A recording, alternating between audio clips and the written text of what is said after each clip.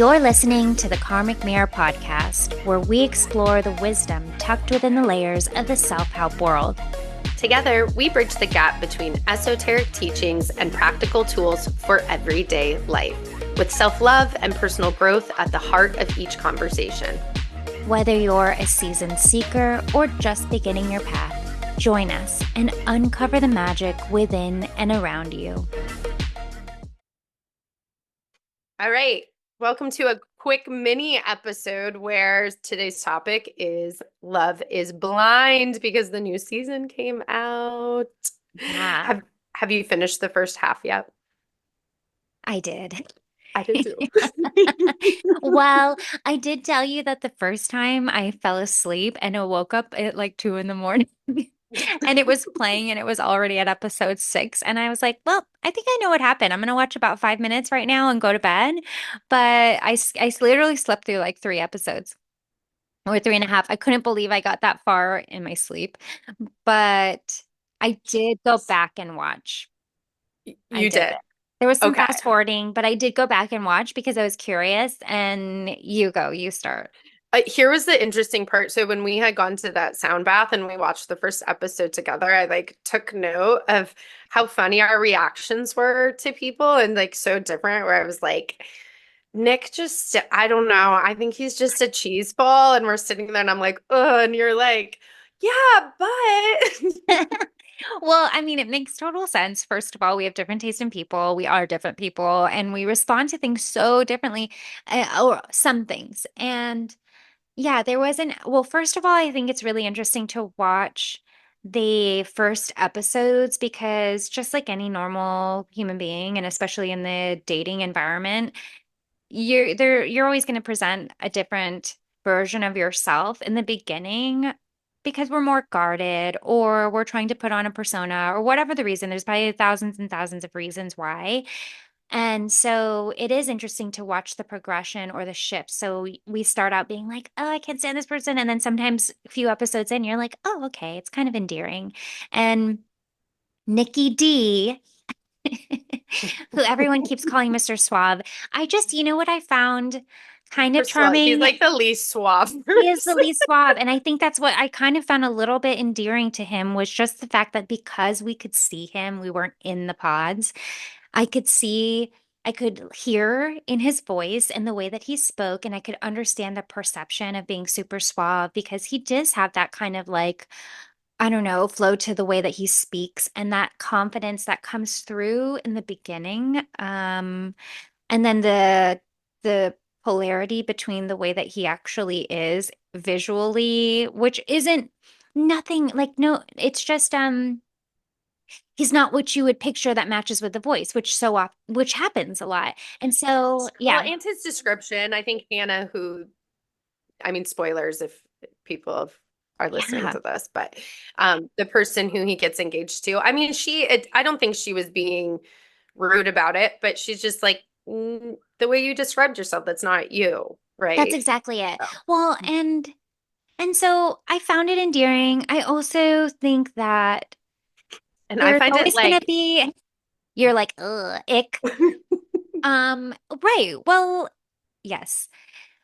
I also think there's a version of ourselves we perceive in our minds, and it Mhm. doesn't always match up with the outer perception. That's why in human design, our profiles have two numbers, how we view ourselves and how the world views us, because, Yeah. and oftentimes those two things are opposites. Mhm. And not to say that he's like totally far off, but I don't know. I think there's so many other variables, but I mean, the riding the duck gave me the ick too. oh, I that thought for that sure. It was odd.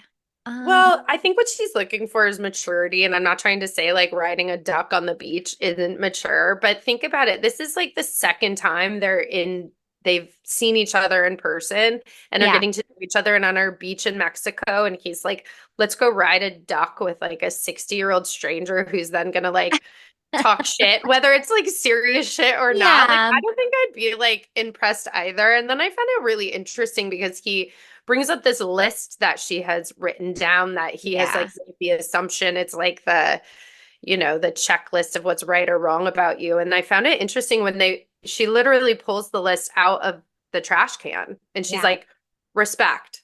Like, I'm like, how are you beating yourself up about someone saying respect? Like, she didn't feel respected that you let a stranger kind of like razz her, right? Like, she's Yeah. I entitled to mean, that. So I just wonder what the whole full circle is going to be on that.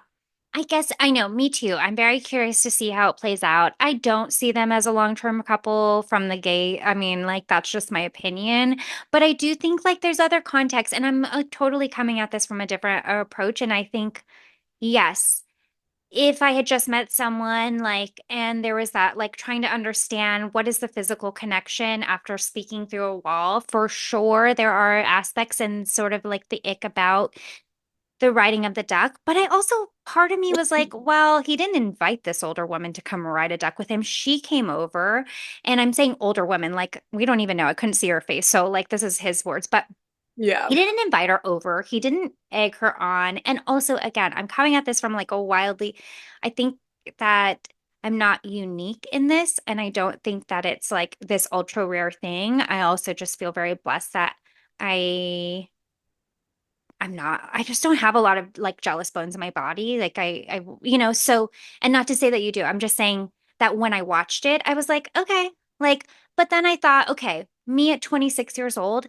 1,000%. First of all, I probably would have flipped a table. I would have like thrown a duck. So I think that there's more context. And so it didn't even bother me, but like, I did think that the leaving the list out, like, there's just things that come with Maturity. experience. And I do think that to your point, she is looking like she had an expectation.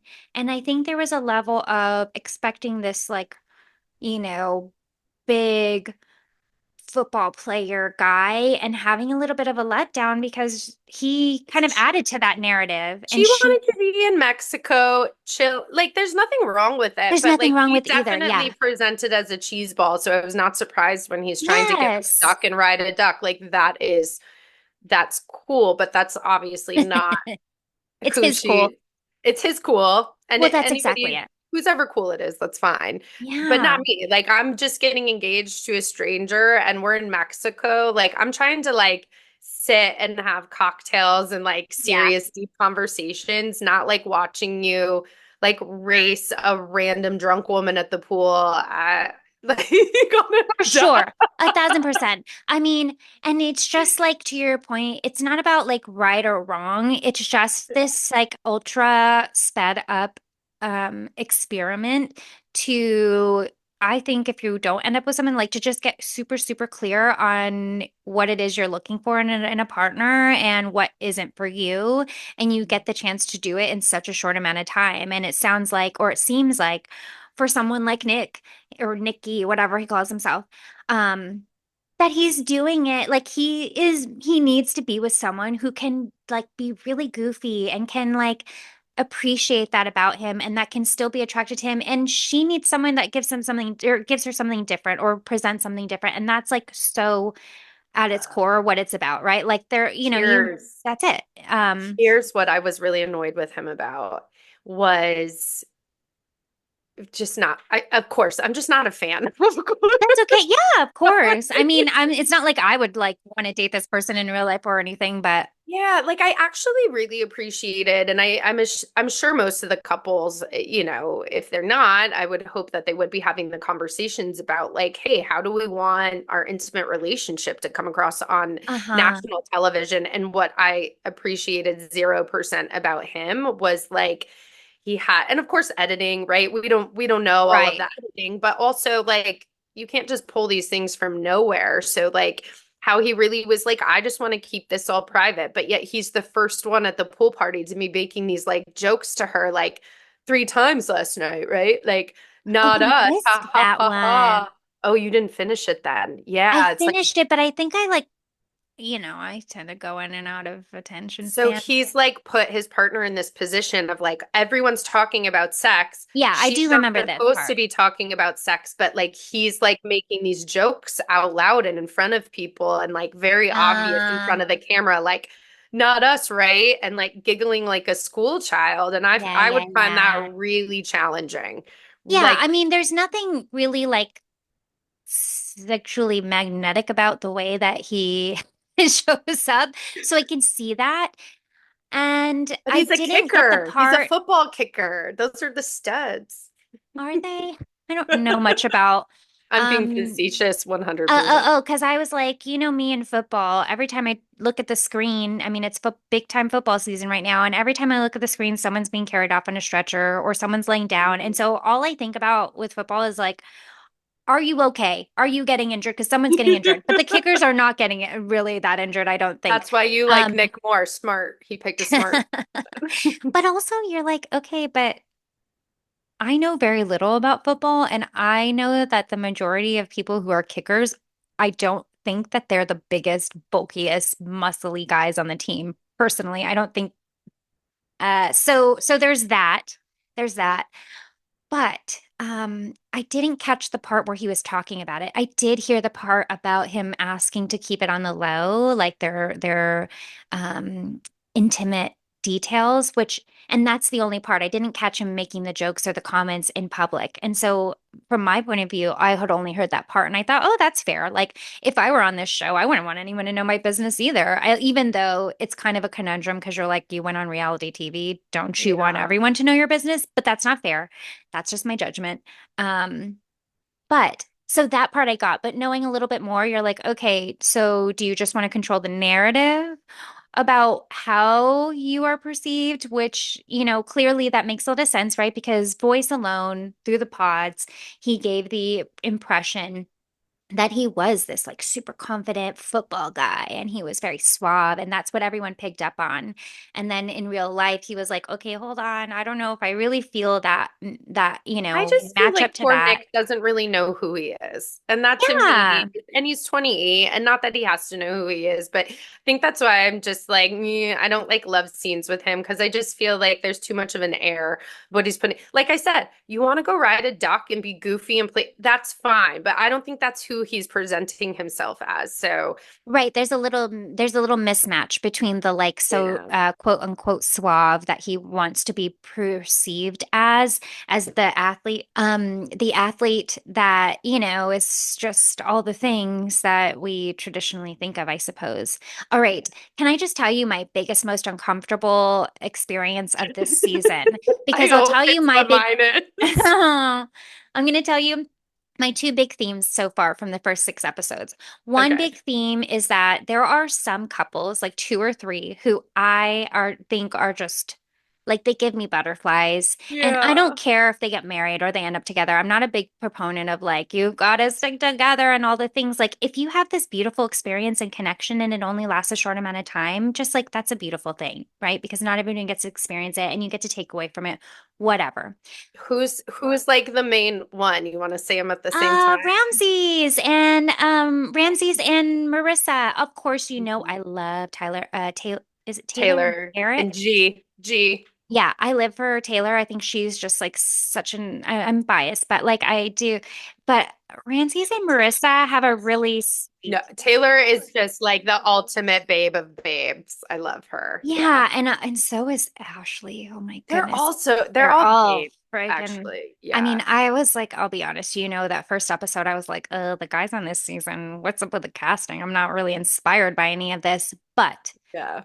through the lens of like relationships, there those three, like, I feel really warm, fuzzy feelings when I watch them because I love to see people just like you know, unfold in those like beautiful, loving environments and also the excitement of first love or not, you know, like of really like that those first moments. Like it's just such This a is, fun they thing. cast really well. There was some really great casting. Yeah, so Yeah. that's the one big thing that I will say that I felt towards the latter half of these first six episodes. But the second big theme was like the absolute visceral, skin crawling level of ick that I have experienced from Leo. I'm Uh, so that sorry was to this person, but I'm mine. not sorry. Like you Oh. started out with like, I'm so rich. I have all of, you know, like well, that's so great and I'm really happy for you. But this is about like deeper layers of connection. And if you can't rely on looks, then what else are you grasping for to try to present value versus just going deep? Because I haven't seen him go deep on any of these conversations.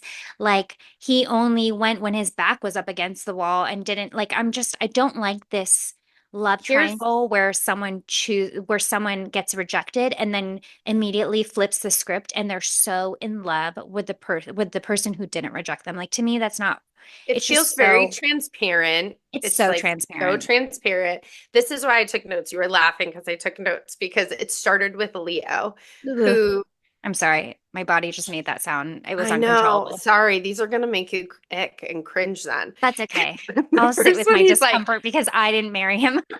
I hate feeling like a player. Now, the last time I've looked up the definition of player, I don't think we're seeing Leo in the dictionary for the definition of player. So I thought that that was comical.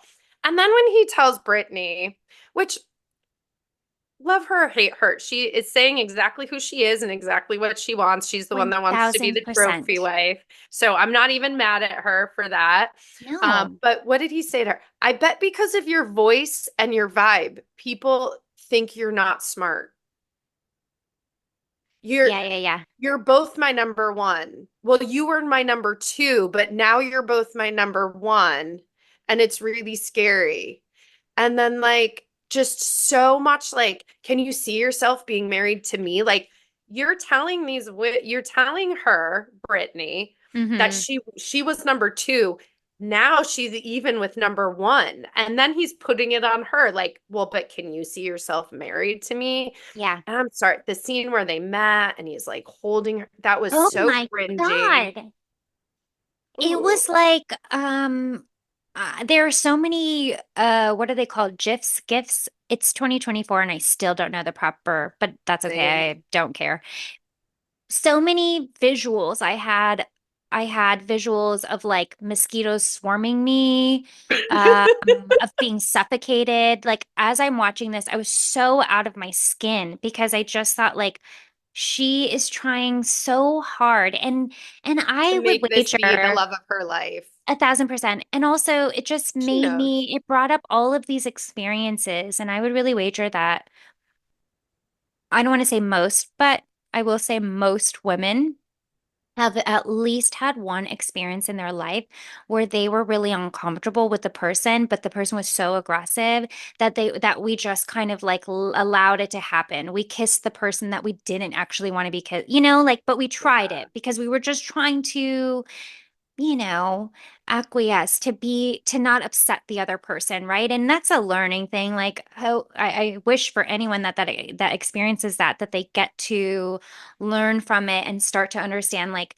you can say no to anyone at any time. It doesn't matter. I don't care if someone's standing naked in front of you. If you don't want them to touch you, like, you can say no. And I know that's easier said than done, but only because people have been in these situations and women especially have been in these situations where we're like don't want to rock the boat or don't want to be that person, and so it felt like she was trying so hard to try to be attracted to him, to try. But it's not even like, yes, physically I don't find him attractive at all. I think he's like a super, like, talk about cheeseball goofball. No, he is the goofball with this big old diamond freaking uh curtain tassel that he's got hanging off of his neck, and I just like, to me, the I didn't cheesy, know what is that what that was? I was that's like, what I think it is. I mean, that's what I thought when I was shopping for curtain tiebacks. That's what it looked like, but like, I didn't want to be rude if it was like something religious, and I just didn't know. oh, perhaps it is, and I apologize if it's not, but his entire essence really brought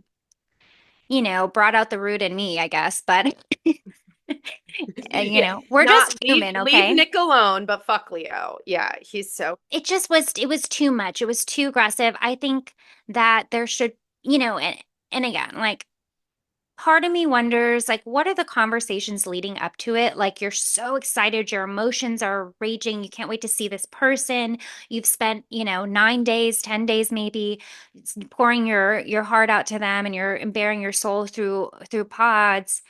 But I do think that it would be really helpful to have some sort of agreement, like, hey, when we first see each other, let's like gauge, like, maybe don't.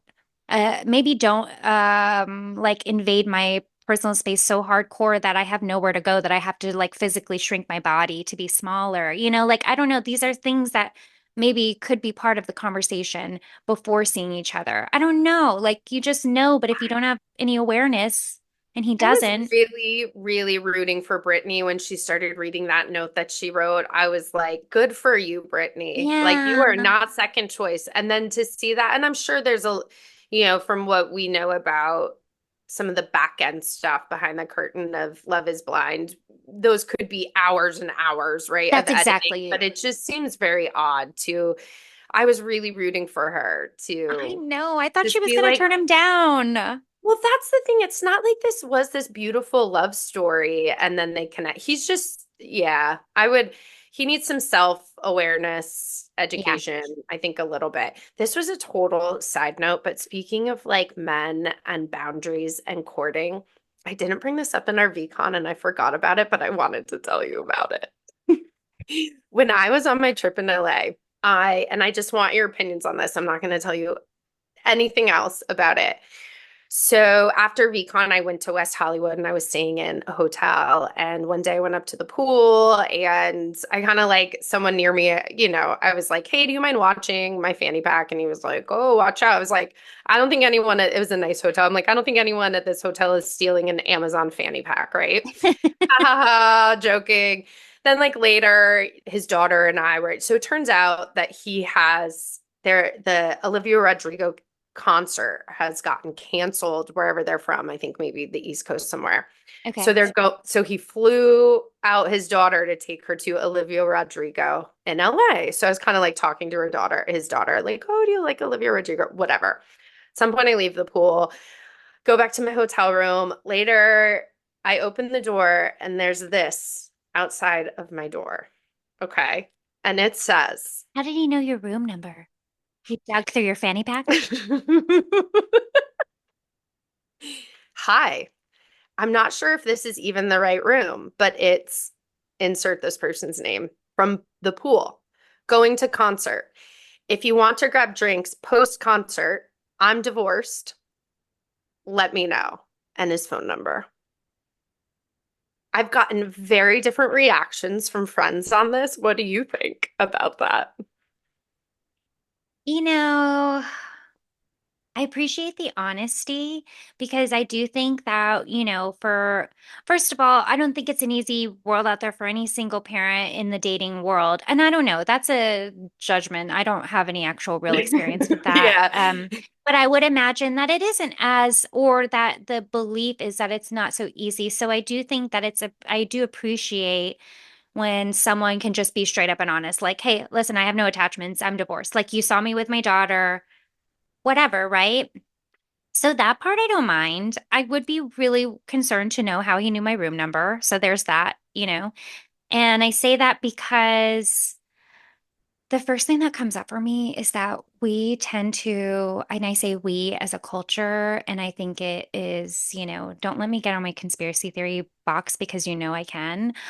But I do think that Hollywood and rom-coms and romantic stories that have been elaborated throughout our entire lives have really conditioned us to see like romantic gestures and not necessarily parse out any potential like red flags, right? Like when people do things like using the Leo example and like, sure. If Leo was like a super hot guy and this was a romantic comedy, we should be all over it, right? So there's layers. I would say 8 times out of 10, the first question someone asked me when I told them about that was, well, was he hot? Right. Well, that's exactly it. So we have this kind of skewed Because perception. there's a difference, because it's okay if he Yes. is And that hot, sucks. but if he's not attractive, Then it's creepy.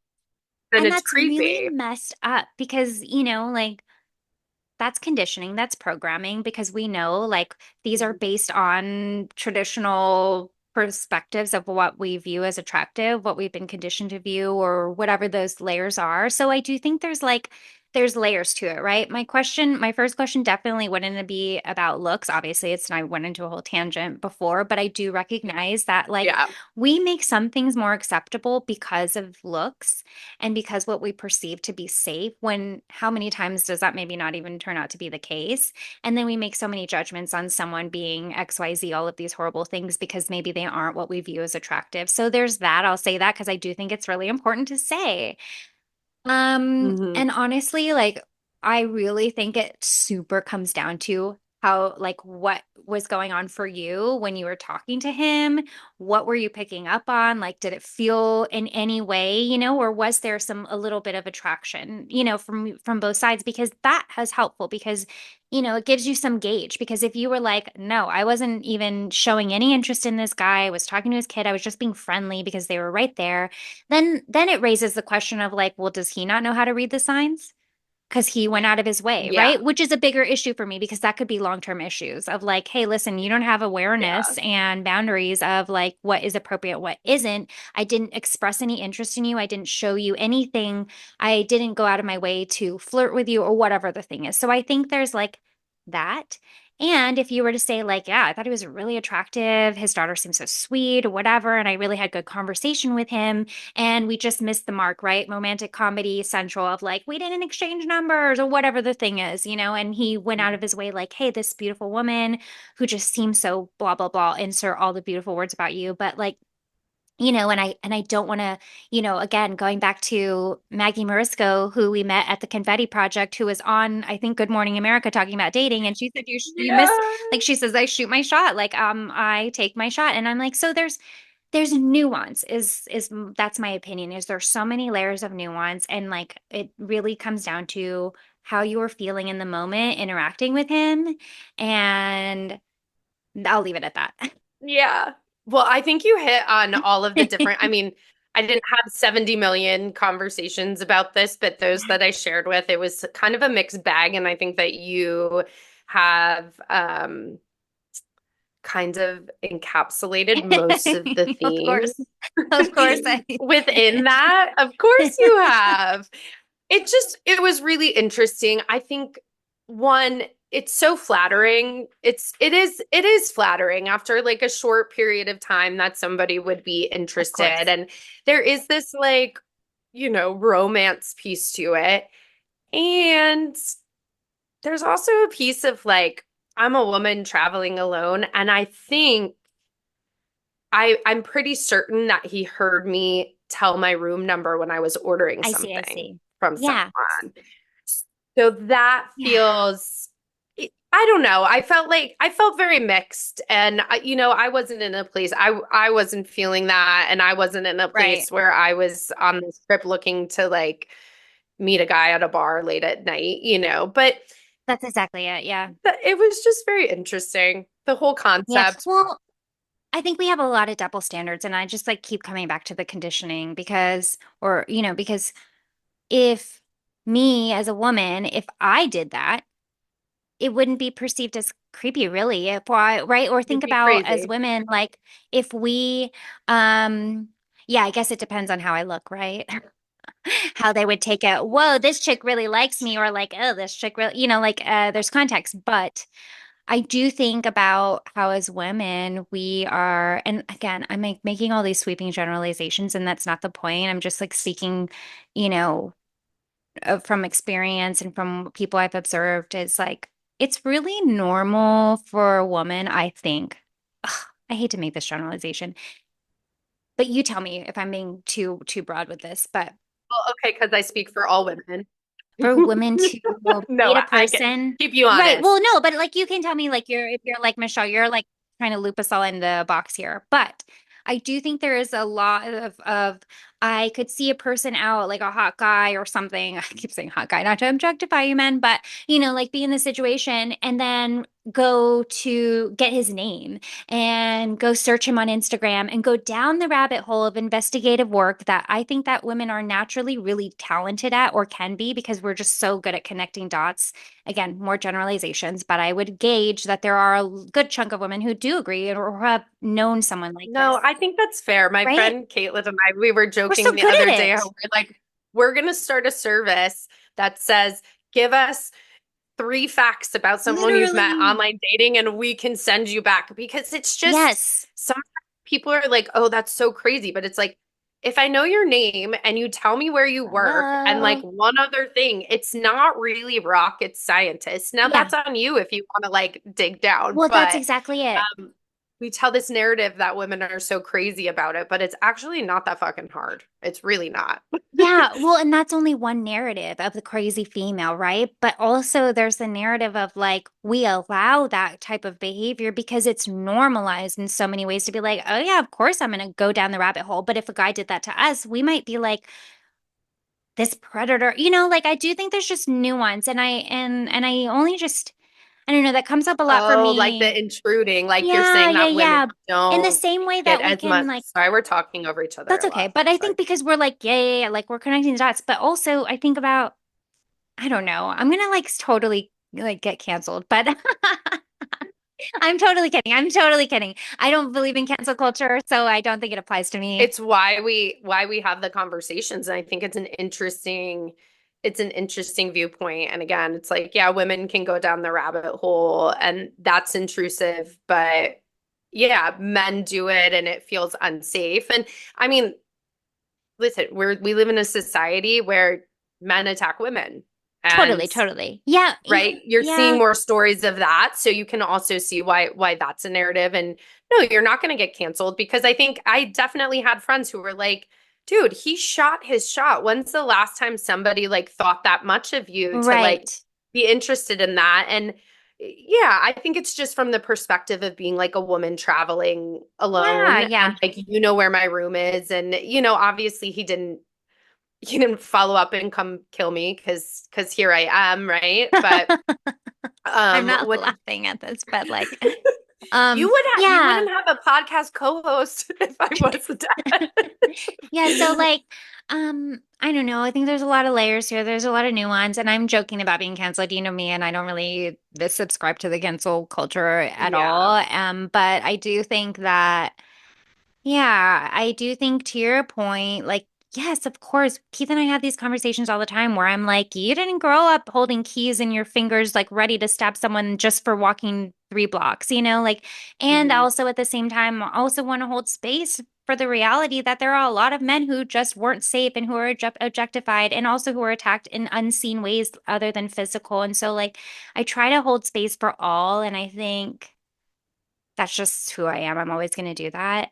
But yeah, so Yeah. it's very interesting. I mean, if you were like, I feel a pull to this guy, then it would be different. Like there's so much more than what we take at face value because there's a discernment between romantic gestures that are appropriate to the scenario and where you feel like you were heard in the interaction, like and you were both Mhm. participating in this back and forth exchange of like maybe a flirtation or interest or whatever. And then there's the flip side where you're like, am I confusing this with the romantic comedy world of like he has to make a big gesture and he has to like be totally wrong until for whatever reason the arc line of this movie tells me that like all of a sudden he's right for me. It took me a moment to realize who it was, to be fair, if that gives any context. Yeah, yeah, yeah. So, So you're like, I also, and I also am still healing like this block for me that I think for me, dating and dating older when men have kids, I think it's really easy to think, well, they're a dad, so they must be XYZ person. And obviously, I have like experience of mm, people utilizing like I'm the dad to justify like how good of a human being they are, or, whatever those things are. So I think like that's a little bit too. And I think the other interesting thing and why it's so like perception is someone said to me like, how old's the daughter? Like you're gonna take her to a concert and you've flown out here for a dad-daughter trip, and then you're gonna leave her in the hotel room and go meet a random woman at a bar for a drink. And I hadn't even really like thought about it that way, but it's just It was Hmm. interesting. All different perspectives. All I mean, different she wasn't perspectives. 16. She was definitely in like elementary school. So it just was Sure. like so thought-provoking, all of these things. And I don't know that it lands in Yeah, yeah, yeah. one judgment we can make about this poor man who will probably never ever hear I hope this not. podcast. No, I'm just kidding. But yeah, well, that's exactly it. Like, there are a lot of different perceptions, and we know that our perceptions are so colored by the our life experiences. And so, yeah, like I said, like the only thing that matters is your own physical, emotional, mental response to talking to him, and the rest is just interesting information and topics for conversation. But yeah, so Leo Ick, Let's maybe cover one more since this is like yeah. a just a quick macro episode. Do you talk about Taylor and Garrett? We can talk about Taylor and Garrett. I had someone Who? else, Tell me, but tell let's me go. who? Well, Tim and Alex. Who's that? Tim is the one who lost both of his Oh, sisters oh, and oh, gave oh, okay. Yep, I Alex. know I exactly. literally wrote, here's my notes. I wrote obsessed. Please don't let us down, Tim, because he wrote a letter to her dad, like Yeah. asking permission in the pods.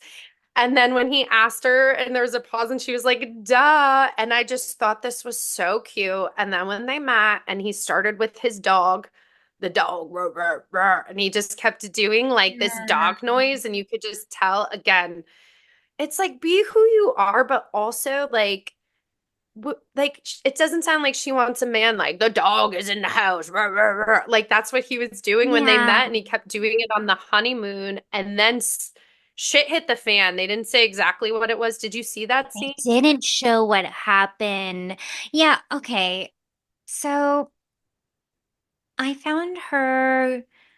I will say that of the couples that went to wherever they went, Mexico, I was maybe the least interested in this couple just simply because I didn't think that they were going to stay connected throughout. Just because, like, instantly when they met, She didn't seem like she liked him that he much. didn't seem like he liked it. She liked him. That's exactly it. And when he was doing the dog thing, I was like, okay, yeah, of course, that would be really weird to me too. But I think the way she handled it felt really, it just felt young. It felt really young. Like, I don't know. And I'm judging, right? Like, that's fair. But I guess because we're just different people, right? If he, I think there's well, okay. Now I'm going to bring up another couple. But what's the couple with the guy? He's got like kind of reddish blonde hair and big, big blue eyes. And she's like that gorgeous woman that looks, she kind of reminds me of the Monica and sister on, Steven. Monica and Steven. thank you. She reminds me of the actress from Prince of Bel-Air. Oh, okay. The I forget her name, the older sister. Hmm. Yes, she kind of reminds me of her, especially the way she speaks a little bit. It gives me that kind of vibe, tiny bit. And not to say that this is the right way to handle it either, but it was fascinating to see two women get kind of ick and annoyed by a behavior and respond in two different ways. Whereas, like the first one we were just talking about with the dog, the like woof woof or whatever, it was kind of like, like, please stop. Like, I'm gonna ignore it. Like, please, like, and I get it. She was uncomfortable and we all don't come with the same like tools or whatever. But then the other woman was just straight up like, okay, you're using way too many words to get to it. I've told you about this. And I was like, wow, first of all, that kind of made me sad for him because he's such a sweet He person. was so excited about what he was talking about too. So excited. And there's like the aspect of being in relationship and being and having your growth edges mirrored back to you. There's that. And there's also just like mismatch. And that's okay too. Like, I think there's more to it. But anyways, that just made me think of it. And I guess with this couple, I sensed like from the get, I was like, I don't think that this is a match. I think that one, they keep talking about them both being dominant and how they're gonna, and I'm like, you guys, I don't know if that's a quality that you want long term, that you're going to value, that you can both go head to head. Like, I don't know. It doesn't seem like a recipe for, long-term relationship. But again, I only have one long-term relationship, one husband, so I can only speak from my experience. Yeah. I just can't imagine that I would want to, and again, we're different people. So like there's that. But I don't want to be going head to head with my partner every day over every little thing. That's exhausting. I Mhm. just like, so to me, I was like, okay, like that's the thing you love about each other. That's the thing you love the most is that if you give it to her, she's going to give it right back. Like, what does that Yeah, mean? it's a little different. It's a little different than like someone who challenges me or Yes. somebody who will like kind of put me in my place. Jenna Zoe on my human design, they were talking about gift 44, and I was so interested. I was like, do I have gift 44? And I do, which is spotting trends and patterns, which made me just think of this, that again, it could be women's brains. It could just be my hypervigilant detail Virgo brain and my gift 44. But I've watched enough reality TV in my days that I start picking up like I'm like, okay, they have now edited several times that Tim has talked about like I don't like to fight every day. I don't once it's to a point, like it's a breaking point for me. Like that was like kind of a theme coming up in like their conversations. So it it didn't surprise me at the end. Like it was a little surprise. It was surprising that they were like, we're getting married at this like like they kept all the couples like, we're definitely getting married. We're definitely getting married. And I Yes. was shocked when they put themselves on that list. And then at the end, I was like, oh, here's why they've been setting it up. And it just sounds like there was some sort of an altercation. A line was crossed. Tim and Alex are both not talking about specifics, and I don't want to allude to what that is. I have some of my own theories, but you could just see Tim was completely shut It off. was Like he so was shut up. triggered, traumatized, and like her being like Yes. trying to hold his hands and it listen, I've been there Yeah, before. Like you know you should be totally. done. It's gone too far. You should be done, but yet you're like letting this connection. And I guess it's just yeah, it's a testament. I mean, this is like second day they've I met each other and still know. how connected it is and they to not be like he walked in and said, I was walking in here, I'm gonna end it. Yeah, And then to have been swayed. So it'd be interesting to see where their journey heads. I know. It's so much pressure.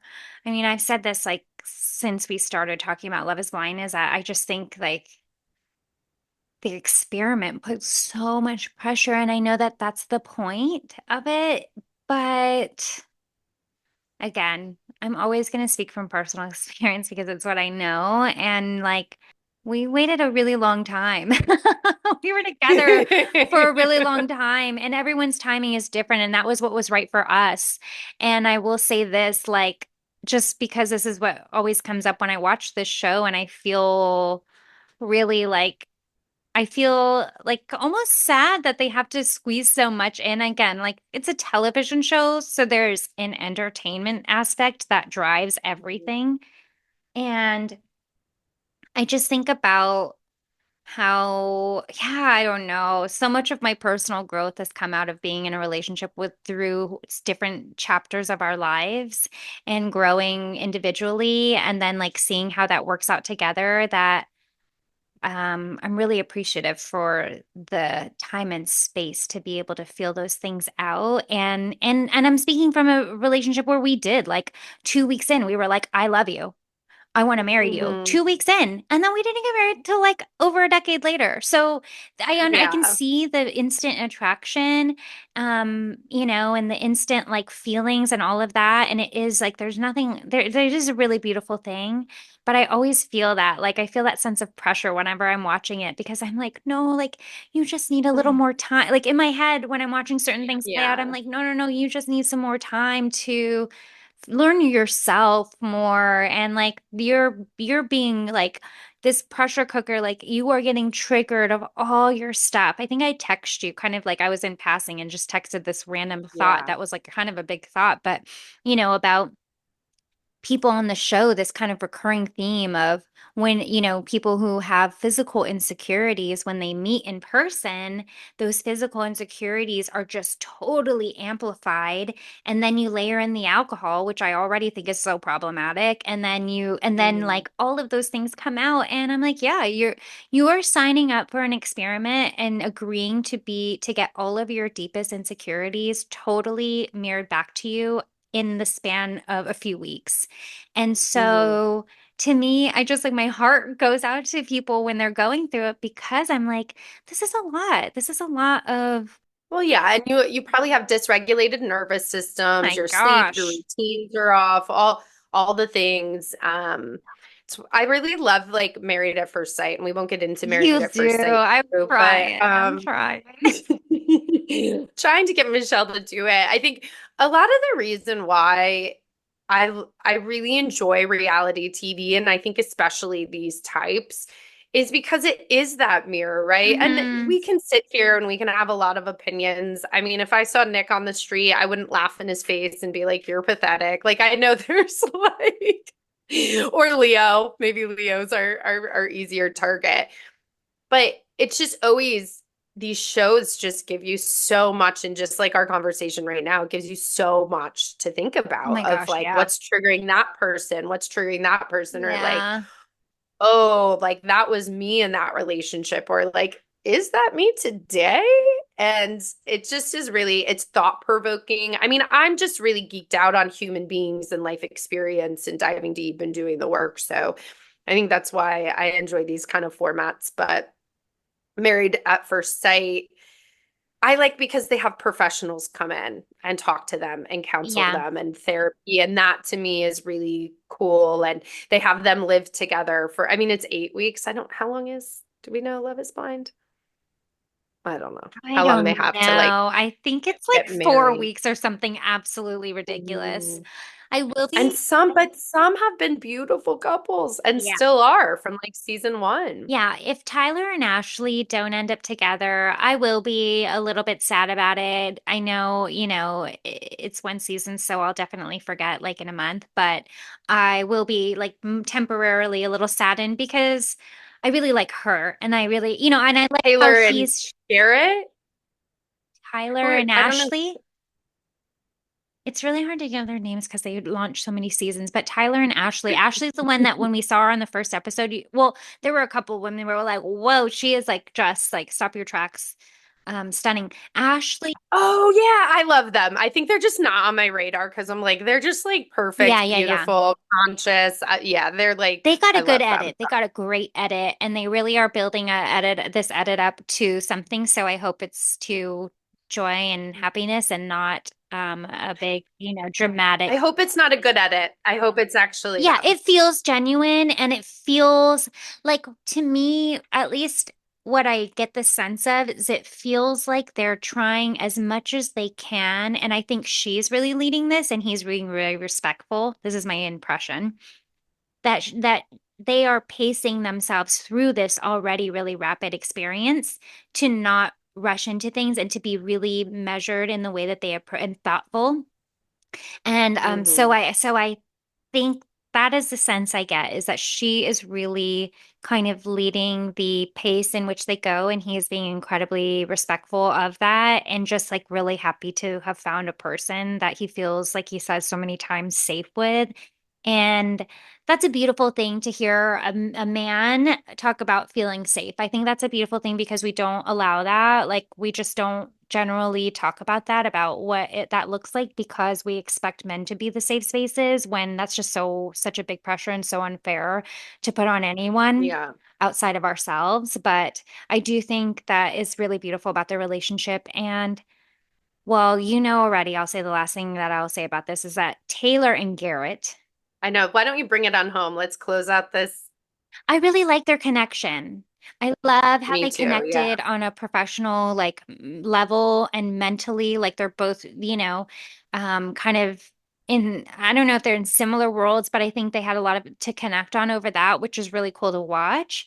But also the proposal, I think I like my reaction. And again, like this is one, we always have a reaction and then we have like other things that come up. But my initial reaction when I was watching it, and I think Keith was in the room with me. He wasn't paying attention, but I was watching it and I think I said to him like, "Wow, she just gave a master class on how to like really lead a conversation to her end point." And I think part Hmm. of this was editing, but like she came in with this beautiful like letters from her grandparents and then he was like it came back full circle of like, "Okay, I'm ready." Like I think it was almost like I'm saying that she was leading it, but what I really mean is that I actually think it was like a collaborative proposal. And you don't see this very often where it's like two people proposing to each other. I know that we generally expect the Yeah. man in cis hetero relationships to be the one to do it because that's just what we know. But I felt really like they were both engaging in this dialogue in this moment and they were both proposing and it was like they both came to the point at the exact same time it felt like and that was super cool to witness. Yeah, I think, and again, I can't take down the fourth wall of Love is Blind because I've not been on Love is Blind. I have a little experience between what's on TV and what's really going on behind Yeah. the scenes because of my ex. But of course, I mean, production, they know they're going in there for the proposal. I mean, unless it's like impromptu, but you can tell most of those, like they know they're being set up. But I Yeah. think to your point, editing, I don't think editing would take away, like, I'm sure at some point they're like, if there's anything you want to bring here that's special, you would want to share with your future husband if you Yes. do make that connection. So that is organically them, while production might be setting up, okay, you're going to go into the room and like, but yeah, they probably set it up, but it seems like there's just so many cameras in the rooms Hmm. that I don't know. It'd be interesting. I don't know that production is like on a microphone saying like, okay, do your proposal now, get down on one knee. So to your point, I think we heart Taylor and G. I call him G now because that's what Taylor Yeah, called he's one of those people and I him. hate to talk about looks because it's not fair but he's one of those people who like in some ways he like sometimes you see him on screen and you're like oh he's a good attractive guy and then sometimes you see him and I'm like no I'm not attracted to him at all. It's a really interesting thing because I go in and out with him and obviously who cares because I'm not the one marrying him and but like yeah like is he the one that sang in the very first scene that sang the Ain't No Mountain High Enough. Yeah, I think so. And that's why I was like, what a cheese ball out of the first one. I think you and I was like, I'm not gonna like this guy. I think you guys can, I don't I don't like cheese balls, but look at my ex. Well It's very also contradictory. But well you also have a but I wave. didn't think I would like him. Yeah, yeah, yeah. I What? do think there's like some things that play into like the wave, the emotional wave of like the feelings of like feeling really strongly one way. Sometimes, I don't know. Like with him is he's a good example of like he showed up one way and in the beginning and it was kind of awkward. And then when you see him in conversation with Taylor, right? It's a little, yeah, Yeah. you see him in a new light. I mean, that'll do it, right? Yeah. Like a good partner will bring out the best aspects of you and worse, but like will really help you shine, I think, or at least that's our case. And so, Mhm. anyways, I do heart Taylor. I think she's like, I'm so Yeah. biased. I love a lot of the women on this season. I really do. Even for, yeah, I'm a fan. They're all very girls, which I appreciate. And Hmm. yeah, there were some parts where I saw Garrett in Mexico and I was like, whoa, he's a babe. So to your point, I felt the same. I was like, wait, I'm like, am I attracted to him? Yeah.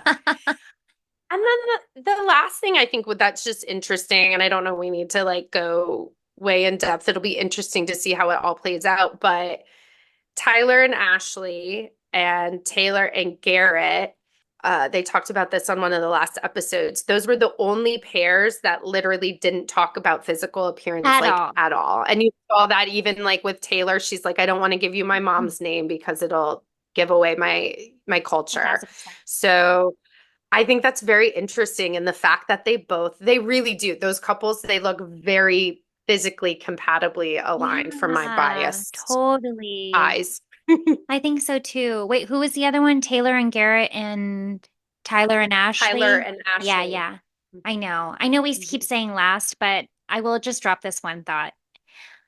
Ramses and Marissa clearly have a super strong physical connection. And I'm not saying that's everything, but there is something to like connecting with someone and then immediately being like ready to jump their bones like the second you see them and every time you see them, like that does help. Like I know that, long-term relationships, you go in and out of seasons of, normal life, just like we do as individuals. But I do think that when you consistently have a strong physical attraction to someone, I don't know, I'm biased, but I do think that it is like a really nice, I wouldn't even say it's like the cherry on top. I just think it's a really nice connector between you and your partner when you can have like lots of fun and be best friends and also like have really good sex. I'm so sorry for all of Yeah. my in-laws friends that are maybe listening to this episode.